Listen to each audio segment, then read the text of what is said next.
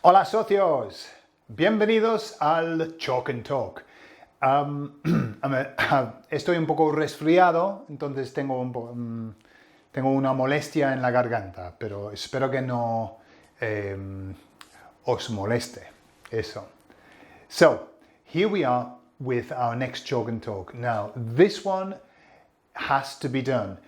The reason is we've had so many of the socios asking us for us to cover the pronouns, okay? Especially the direct and indirect pronouns. It's just a subject that keeps coming up and coming up. It's one of the most challenging for us as non-native speakers. And what's interesting this week is that the lesson that comes up on Friday is on pronouns, and the lesson will give you the system that you need to be able to identify when you need to use what pronoun. And what I'm going to do now is I'm going to give you some more help with that. I'm going to give you a system that is nearly infallible. I've worked it out. I know the system that we need to follow that tells us when we need to put le with the verb. You know this redundant use of the pronoun? Well, it's been a confusion for a long time. It's been a confusion for me as well. Right at the beginning, I was very confused about this use of the pronoun when it seemed to be redundant. I'm going to come to that in a moment. But I've got the system. I'm going to give you the system, and from now, if you follow this system, you will be right 95% of the time. Okay?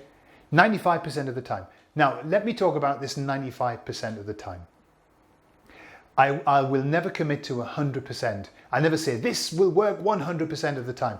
Why? A, because it doesn't. There's always somebody who goes, well, actually, have you thought about this situation, Gordon? And I say, okay. So a long time ago, I stopped saying always and I stopped saying never, because it always comes back and bites you in the bottom.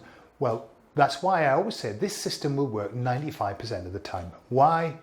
Because we're learning language, as I say quite often now. I'll have to change it and think of something else to say, but when you do your degree in languages, you come out with a Bachelor of Arts.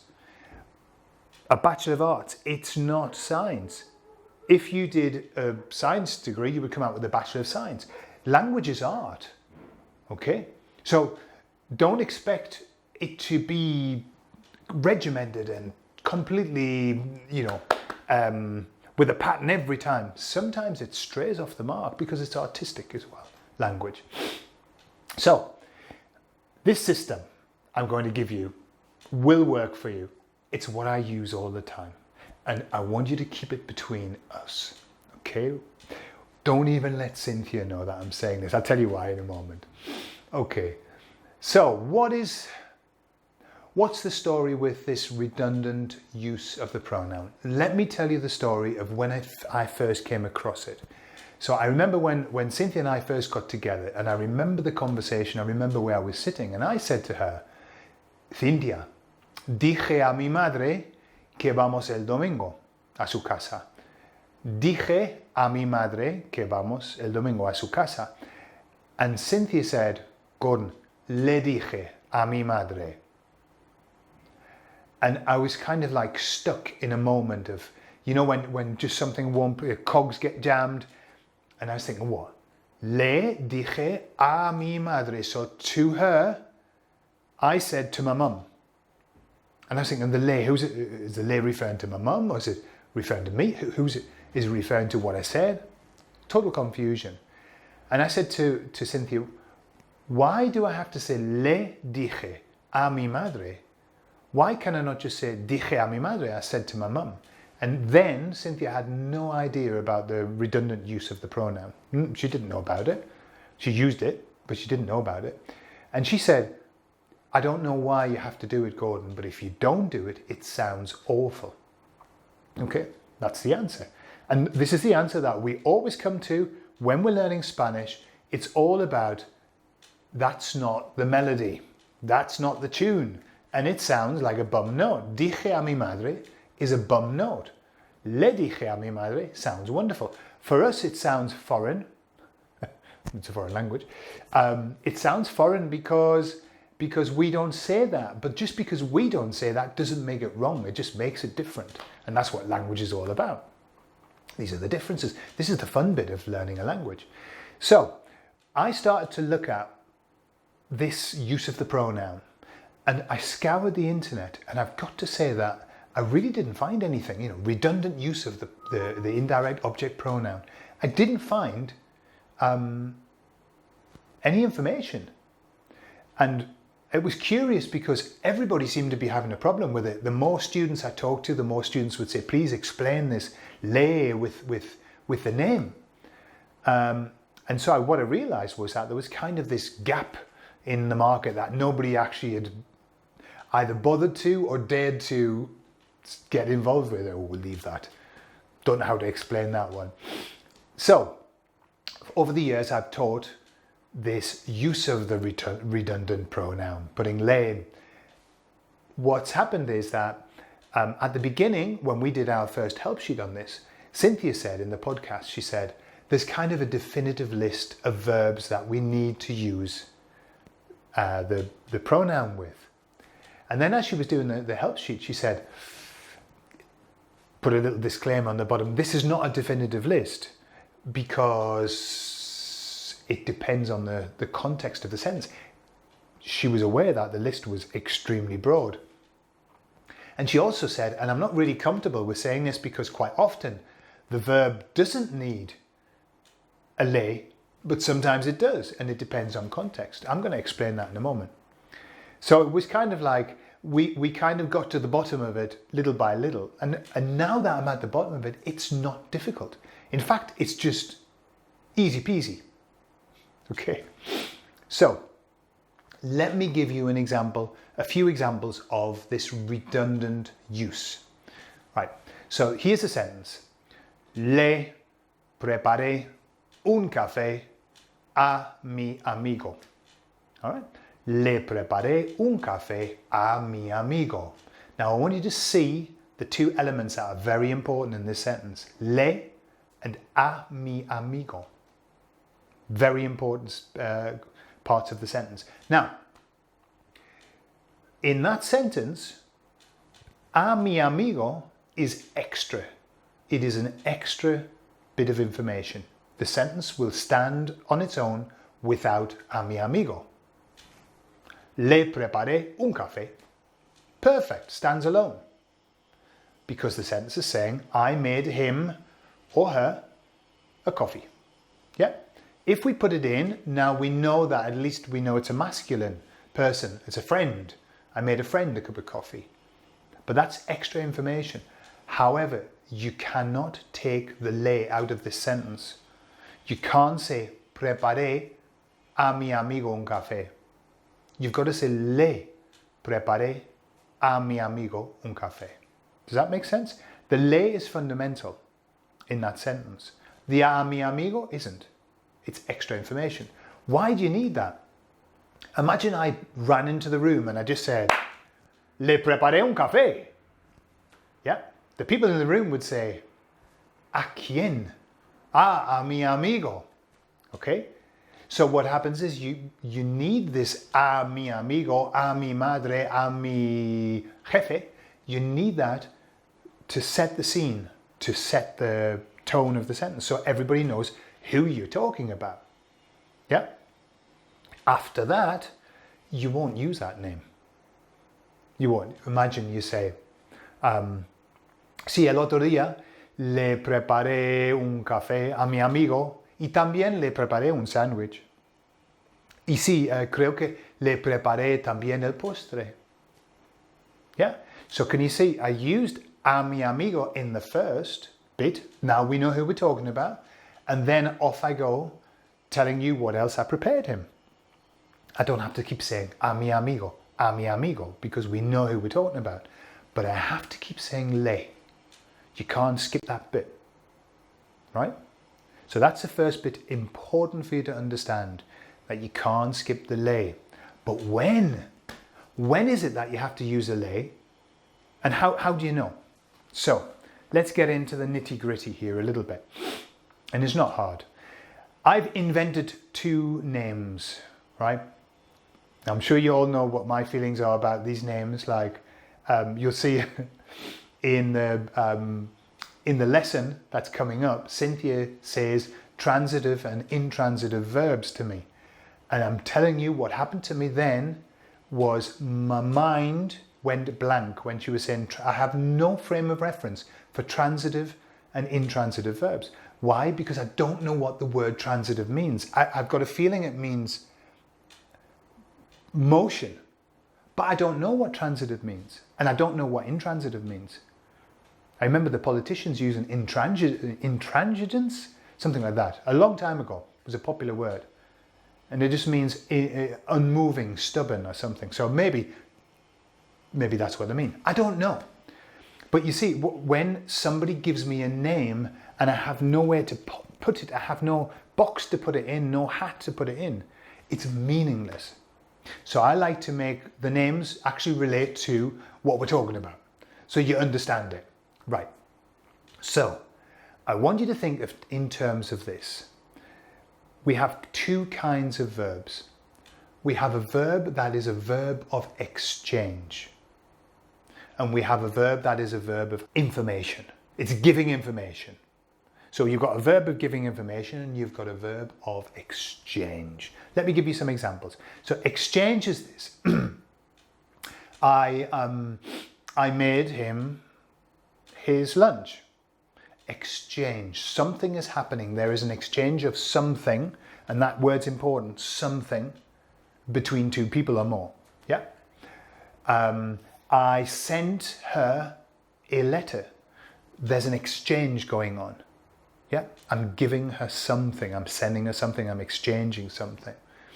And then we have another verb, which is, for me, it's kind of like information verb. Yo escribo libros, ¿vale? Yo escribo libros. Now that is an information verb. There isn't any interaction. Yeah? So that's it. That's it. Or I could say, yo hago puzzles durante el fin de semana. I do puzzles at the weekend. Yeah? So we've got used hacer and we've used escribir, but I've used them in terms of information. Yeah. But if I was going to use those verbs in terms of exchange, I could say, I wrote him a letter. Yeah, that's exchange now. So the verb has changed. Can you see? It's the same verb, but now it's working as a verb of exchange. Or I made him a coffee. So we're still using hacer, but now it's become a verb of exchange. Does that make sense? So a verb can do one of two things. I'm sure they can do many more. I'm sure people go, oh no, but a verb can do. Just work on this for the moment. We're only focusing on pronouns, okay? This is to help you get the pronouns right. So a verb can be an exchange verb, or it can be a verb of information giving. Right, now, when the verb, and this is it, when the verb is an exchange verb, when it's working in that capacity, showing some kind of exchange, you will always use le, third person, right? And I'm going to explain something about all the pronouns, just something to make it a bit more simple, a bit simpler. So whenever you say, I made him a coffee, or I sent her a letter, those third person will always be le. So, le hice un café, le envié una carta. Right? So, what happens is this. This is why Cynthia had problems with trying to get a definitive list of verbs. Impossible. It's impossible because it depends on the context of the sentence. It depends whether the verb is working as an exchange verb or whether it's just working as an information verb. Does that make sense? Can you see the difference?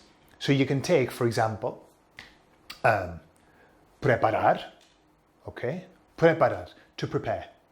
So you can say, yo preparo la información cada día, right? I'm giving you information here. I prepare the information every day.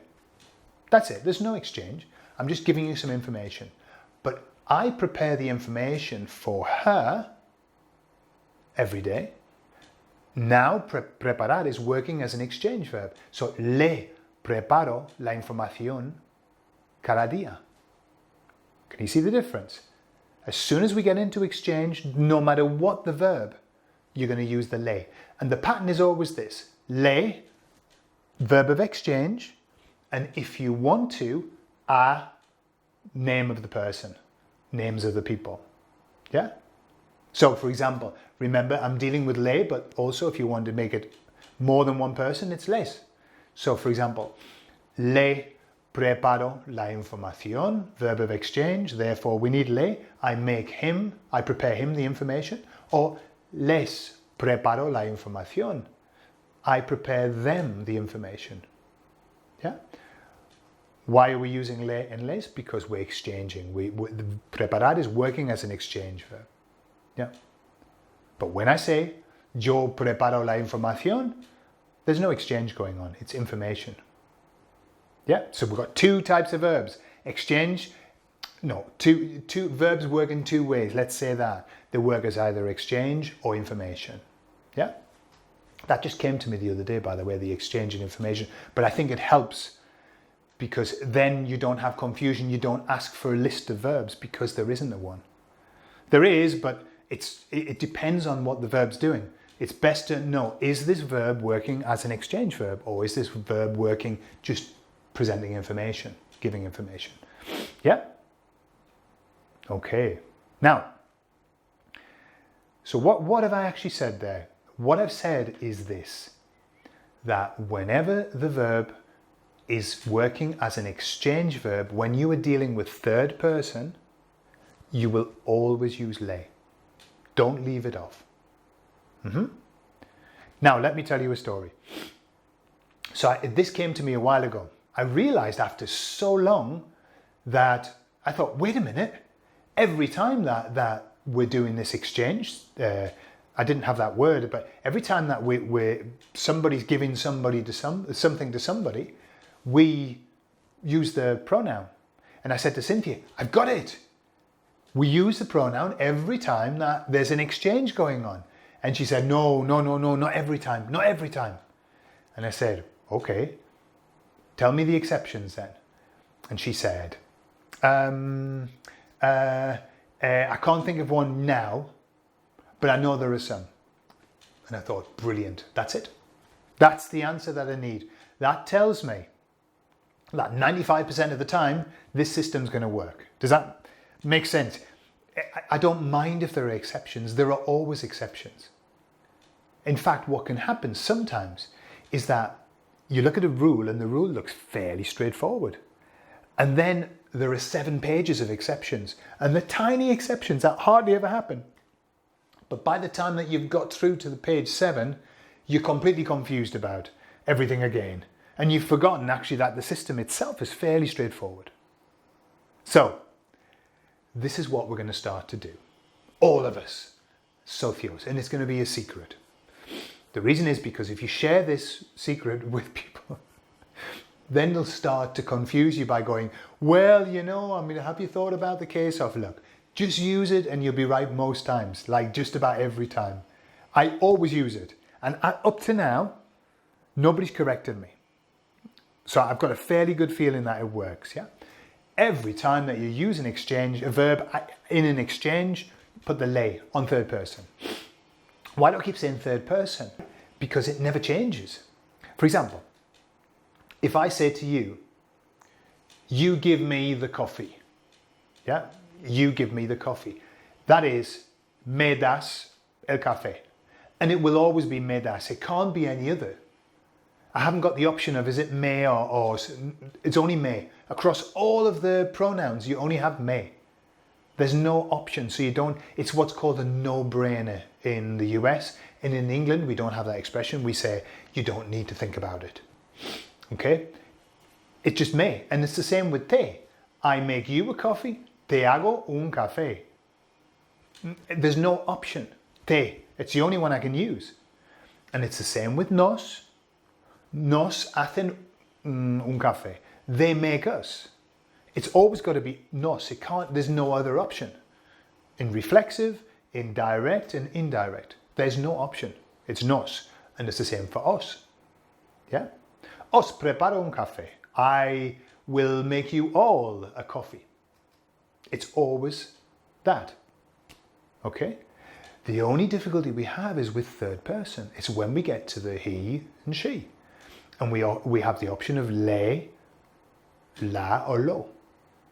Yeah? The lesson that we're going to post on Friday, please, you need to watch that. And that will give you the systems that you need to decide between le, lo, a la. Yeah? Cynthia will give you a system. I'll give you a system. After that, there should be no reason why you'd have any doubts about choosing between le and lo and la. Yeah? Then maybe what you may need to do is come back to this and watch this again, particularly the important bits when we're talking about le. So that's what you need to focus on, is third person. But let me tell you a secret. The secret is, whenever the verb is working as an exchange, the le has to be there. So it'll always be le. Yes, there may be times when you actually then put another lo. I'm going to come to that. I'm not going to, let's not get into the when you do the change le lo to se lo and all of that. We covered a little bit in the lesson on Friday, but also I want to do a session on helping you when you're reading books to distinguish between se le and se lo and all of that. And that's not difficult, but I think if we put it here, it'll confuse things. I don't want that. We're not going to do the exceptions. We want you just to understand the system, yeah? Okay, so there we have it. I want to let you just finish with one thing, okay? Two things, in fact. When you say, le preparé un café a mi madre, I made my mum a coffee, right? That is the most frequently used structure in the Spanish-speaking world as far as I know, right? As far as I know. However, you could say, if you wanted, preparé un café para mi madre. Right? So, literally, the difference between the two sentences. Le preparé un café a mi madre is, I made my mum a coffee. Yeah? Or preparé un café para mi madre, I made a coffee for my mum. Right? Both of the sentences are valid, both are super. The first one tends to be the more common in the Spanish-speaking world. But what you have to be careful of is this. If you say, preparé un café para mi madre, you will not use le. You won't say, le preparé un café para mi madre. No, no, no. Le preparé un café a mi madre. It's the le always goes with a. Le a, le a, le a. And the a, remember from the personal a, the a is showing who's receiving that coffee or whatever it is. Yeah? So it's always le a. But if you use para, just use para. Yeah? So that's important. The other thing is this. And this is a little bit off track, but I just want to tell you that when you use the verbs of exchange, you will always use le. But when you are talking about these verbs, the direct verbs, and you'll see this in the video on Friday, the direct verbs, what happens is when you, for example, you want to say, I saw Maria. You're going to say, vi a Maria. Okay? Vi a Maria. But if you wanted to say, I saw her, then you would just say la vi. Right? This is because this is a verb working directly. Yeah. So vi a Maria or la vi. What you won't do is to say la vi a María. You don't need to do that. One or the other. Vi a María or la vi. Yeah? Does that make sense? So you don't have to double up that. It's not like the le. They just stand alone.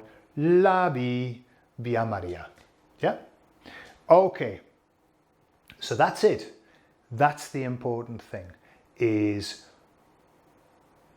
every verb, not every verb, but a lot of verbs can actually be exchange verbs depending on the context. And those self-same verbs can also be information verbs that don't need any pronoun. So whenever there's an exchange, le for third person.